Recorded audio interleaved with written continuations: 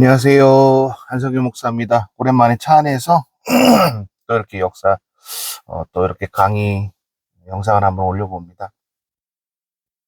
어, 질문을 좀 여러 개를 받았는데, 주일 영상들, 그 말씀 나눔했던 그 영상들에 대해서 조금, 궁금한 점이 좀 많으셨었던 것 같아요.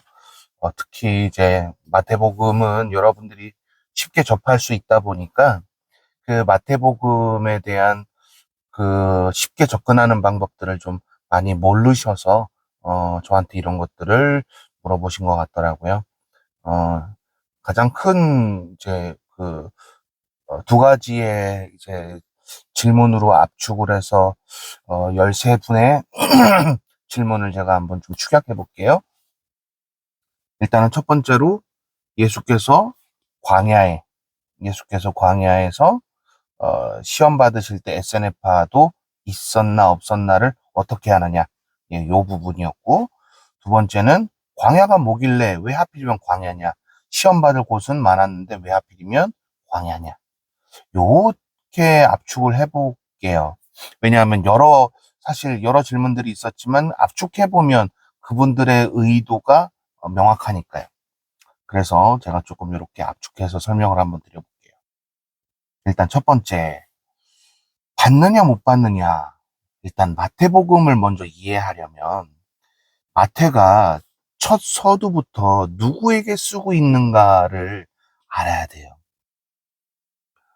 의도적으로 족보를 준비했고 족보를 통해서 분노하게 만들었어요. 이 특정 대상은 누구였을까? 맞아요. 유대인이에요. 그때 당시에 어, 갈릴리 인근 지방에 있던 사람들 뿐만 아니라 유대의 정체성, 그러니까 유다의 정체성을 가지고 있다고 자부하던 자들에게 니네가 가지고 있는 율법들, 니네가 알고 있는 율법에 대한 해설과 해석, 얼마나 오류인지, 그리고 니네가 정말 경건하다고 얘기하고 거룩하다고 얘기하는데 니네가 과연 정통적 거룩을 가지고 있는지, 예, 좀 그런 부분들을 어, 이제 낱낱이 파헤치는 족보라고 해도 어, 어, 무방하죠. 부정한 여인이 4명이나 등장합니다. 그렇죠? 그때 예수님께서 그 광야에서 있을 때 SNF파가 있었는지 없었는지 뭐가 그렇게 중요할까 이런 생각하시는 분들도 계시겠지만 중요해요. 또 광야라고 하는 이곳이 그때 당시에 유대인들에게 얼마나 중요한 장소였는지도 우리는 좀 배경으로 알고서 마태복음을 읽어야 돼요. 자, 배경적인 좀 설명을 잠깐만 해볼게요. BC 1세기에는요, 로마의 반란으로 세워진 왕조가 등장합니다. 그 왕조를 하스모니아 왕조라고 부르기도 하고, 또 하스몬 왕조라고 부르기도 합니다. 그 왕조가 들어섰을 때, 그 이후부터 제가 또 자세하게 또 설명하면 또 여러분들 또 뭐 머리 깨진다 또 따분한 역사 이야기 고고학 이야기 왜 하냐 이럴까봐 제가 아주 쫙 뭐라 그래야 되나 아주 정말 간단하게 설명할게요. 그 이후로 광야라고 하는 것이 굉장히 중요해졌어요. 왜냐하면 그때 하스모니아 왕조가 타락하면서 새 지파가 그러니까 새 지파라는 표현을 써야 될까요? 율법적, 기능적 해설, 그러니까 말씀에 의해서 세 개의 파가 존재하게 되거든요. 뭐 여러분이 알고 있는 거는 성경에 나와 있는 건 뭐 사실은 이제 여러분들이 알고 있는 바리새파, 사두개파죠. 근데 성경에는 사람들은 등장하지만 정식 명칭으로 무슨 파다라고 등장하지 않는 세력이 있어요. 세례자 요한의 제자들과 세례자 요한이었죠. 예, 이들을 바로 SNF파라고 불러요. 그런데 이 SNF파에서 광야로 들어가는 운동을 해요. 로마의 모든 것들을 다, 세상 문화들을 다 등지고 오직 하나님의 것으로만 살겠다고, 율법 시대에 광야에서 훈련받은 것처럼 우리 역시도 하나님께 모든 것을 의존하고 살겠다고 하면서 광야로 들어간 세력들이에요. SNF가. 그래서 3장부터 아주 의미심장하게 광야의 메시지라는 것을 부각시키죠. 또 예수님 4장에서도 3장의 연속송으로 등장하도록 광야의 메시지와 더불어 광야에서 시험받는 메시아가 등장. 왜 그랬을까요? 하필이면 왜 광야지? 이런 의문을 가져야 되거든요.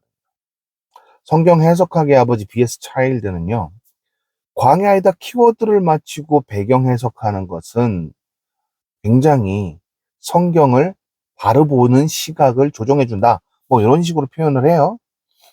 그럴 수밖에 없죠. 왜냐하면 배경이 광야라고 하는 그 배경은 거룩이라는 의미도 있지만 세상과 단절이라는 의미도 있지만, 그러니까 세상의 모든 것을 거부하고 난 하나님의 것으로 가득 채운다라는 그런 의미도 있지만, 실상은 당신에 의해서 삶과 죽음이 존재합니다라고 인정하는, 순복하는 삶이 배경에 깔려 있는 거예요. 그래서 광야에서 외치는 자의 소리라는 개념은 하나님의 입히심과 먹이심, 살리심, 죽이심을 순복하고 받아들인 자의 메시지다 라고 해설하기도 합니다. 실질적으로 이렇게 해설하는 유대의 랍비들이 꽤 많아요. 왜 유대의 랍비가 세례자 요한의 이야기를 하죠? 아니요, 그게 아니라 세례자 요한의 메시지를 얘기하는 게 아니고, 그때 당시에 SNF파는 유대인들도 인정해요. 예수 그리스도를 인정하진 않지만. 그래서 SNF파의 삶을 조명해서 가르치는 율법 선생들, 즉 랍비들이 오늘날에도 존재합니다. 그들을 급진개혁파라고 얘기도 해요. 왜냐하면 이들은 문자적 해석을 거부하거든요. 그리고 시대적 배경과 저자의 의도에 맞춰서 성경 읽는 것, 그리고 모세의 율법으로 돌아가자 해서 율법 해설에 정말 명확하게, 네, 의도대로 읽으려고, 모세의 기록 의도대로 읽으려고 무던히 노력하는 사람들이거든요.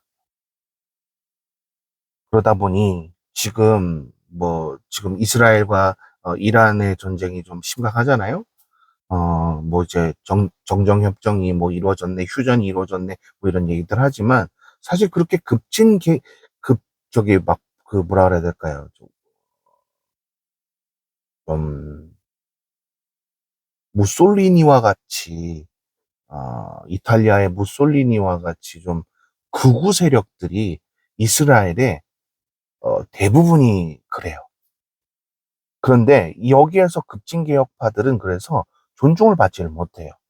그들은 이 급진개혁파들을 뭐라고 얘기하냐 하면 성경의 원래적 의미만 이해하는 바보 멍충이들이라고 생각해요. 그런데 그런 사람들이 진짜 사실은 전통을 지키고 이어가고 있어요. 그러니까 유대교라고 다 유대교는 아니에요. 실질적으로 제 친구 중에 이곳에 있다가 예수 그리스도를 믿은 친구가 있습니다. 어찌됐건 뭐 그건 중요한 것은 아니고 배경이 정말 중요하다는 거죠. 3장과 4장은 광야의 연속성이라고 해도 다를 바가 없다는 거죠. 왜 광야에서 외치는 자의 소리, 세례자 요한을 그렇게 광야에다 키워드를 맞췄을까?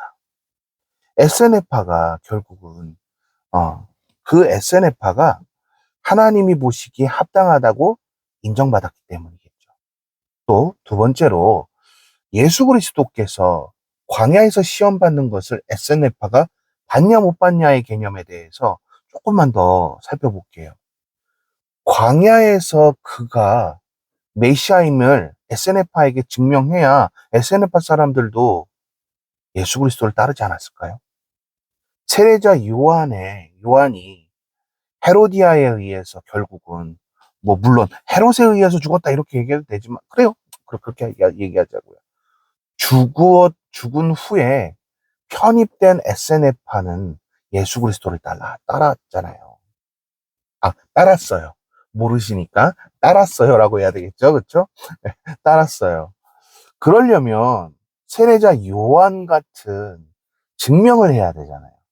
저분을 정말 따라도 될 만한지 그렇지 않은지를 증명해야 될 거 아니에요. 결국 광야의 시험 받는 그 장소는 경건한 유대인들에게 하나님이 하나님 되심, 즉 메시아를 보내신 하나님의 그 의도를 확인하는 자리였어요. 그렇기 때문에 예수 그리스도만이 거기에서 사탄과 둘이 있었다라고 보는 것은 굉장히 위험한 해설이 돼요. 실질적으로 그 에세네파가 있었던 그 광야에 예수 그리스도께서 직접 들어가셨다. 그리고 거기에서 금 40일 동안 금식하며 아무것도 드시지 않았다. 그때 앞에서 여러분 하루만 있어도 죽어요. 그런데 그것을 40일 동안 사는 모든 것들을 확인한 에세네파의 모습을 한번 생각해 보세요. 우리의 삶과 죽음은 하나님께서 주관하고 계시고 이걸 경험하지 않았을까요? 이런 것들을 예수 그리스도를 통해서 간접 경험한 거예요. 그랬을 가능성이 상당히 더 높아요. 성경 해석학자로서 그리고 고고학자로서 제가 여러분들한테 말씀드릴 수 있는 부분은 바로 이런 부분인 거죠.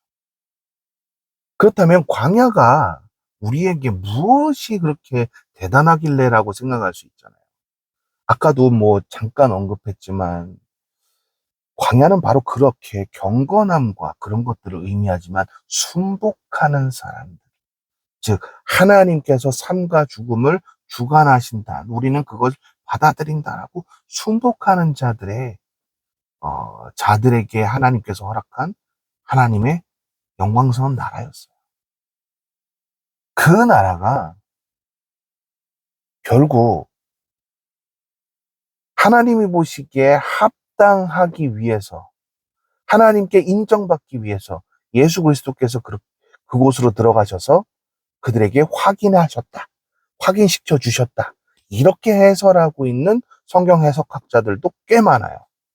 대표적으로 뭐 심프슨 같은 사람들 그리고 뭐 저기 뭐야 어, 저기 J.S. 골드 이런 사람들 성경 해석학자들이 꽤 많아요. 그렇게 실질적으로 해설을 하는 이유는 분명히 이 배경을 알고 있기 때문이에요. 아무튼 중요한 건 예수 그리스도께서 그곳에 계실 때 에세네파가 있었냐 없었냐 라는 부분에 있어서 있었다고 가정한다면 좀 더 놀라운 해설이 되겠죠. 없었다라고 얘기한다면 그럼 도대체 거기서 왜 받으신 거야? 라는 의문에서 해결할 수 없는 뭔가 이 가슴 속에서 완벽하게 해결하지 못하는 그런 것들이 존재해요. 예. 실질적으로 바로 그런 것들 때문에 성경 해석학자들은 배경적인 모습을 보고 예수께서 분명히 거기에 의도적으로 들어가신 건 에세네파르에게 증명하기 위해서였다. 라고 바라보는 것이 더 바람직하다는 것이 오늘날 성경 해석학자들과 계속해서 연구하는 고고학자들, 성경 고고학자들의 견해라는 것을 여러분에게 밝혀드립니다. 예. 이 질문이 여러 질문들을 제가 축약해서 지금 14분간 지금 설명을 드렸는데 해결이 되기를 바랍니다. 그리고 또 이것에 대해서 궁금한 것들이 있다면 또 저한테 계속해서 메일을 보내주세요. 감사합니다.